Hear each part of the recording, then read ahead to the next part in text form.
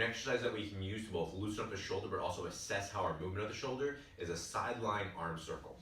So what I want to do is I'm going to lay on the opposite side of the shoulder I'm working. So in this position I'm working on my left shoulder, and I can have a pillow if I needed it. And I'm going to keep my hand in contact with the ground, and I should be able to keep my fingers in contact with the ground as I make a big arcing circle around my head.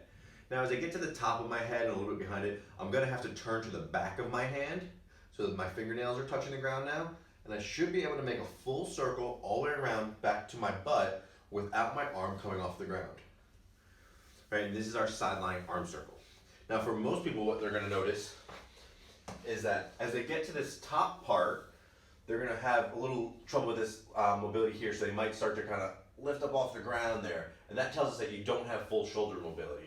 And you might do better coming from the back to the front and being able to keep in contact with that. But what we don't want to be doing is compensating with rolling. So I shouldn't be rolling back when I do this, right? I should be able to do this fully in sideline, keeping my fingertips in contact with the ground as I go all the way around from my butt to my front of my pelvis and back.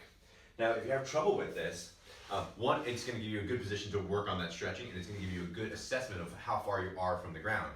But also I suggest do it with your opposite side and see what you can do. A lot of people do this first time and think, oh, that's impossible, I can't do that. But then they go and do it on their good side and they can do that. So that should be a full arm position, that we should be able to get into this fully overhead, arm behind our head position without having to pick our fingertips off the ground. So that sideline arm circle is a good way to assess it and to work on it on a regular basis.